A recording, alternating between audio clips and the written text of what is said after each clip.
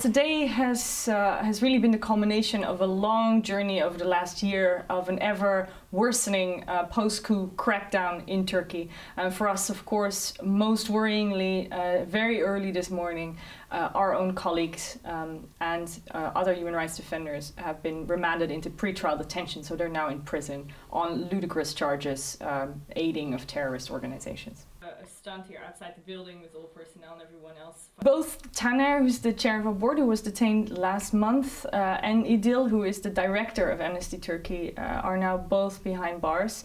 The message to them is we will fight for you until you are free. We're going to keep continuing the work. That's the most important. The reason we're in Turkey is not to talk about ourselves, it's to talk about the rights violations that have been pestering this country for a long time.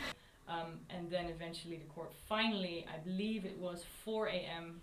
We have no idea how long it will take. In fact, they haven't even officially been charged. They're now in pre-trial detention until they get an indictment. In Turkey, unfortunately, that can take as long as 6 months.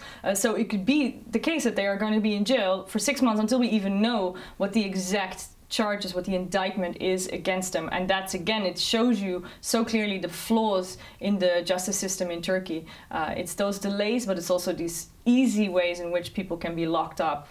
They interviewed all 10, so there were 10 people who were going through interviews. Well, we've seen several categories of changes. The most striking one immediately is a state of emergency that just yesterday was renewed again with 3 months. And this means that the government can essentially do whatever they want. This type of ruling is really dangerous because it means that even the fragile existing rule of law will be undermined even further. So the government really has a lot of wiggle room and can do whatever they want, essentially, to go after people here in the office. We're doing the same thing around the world in different countries as well.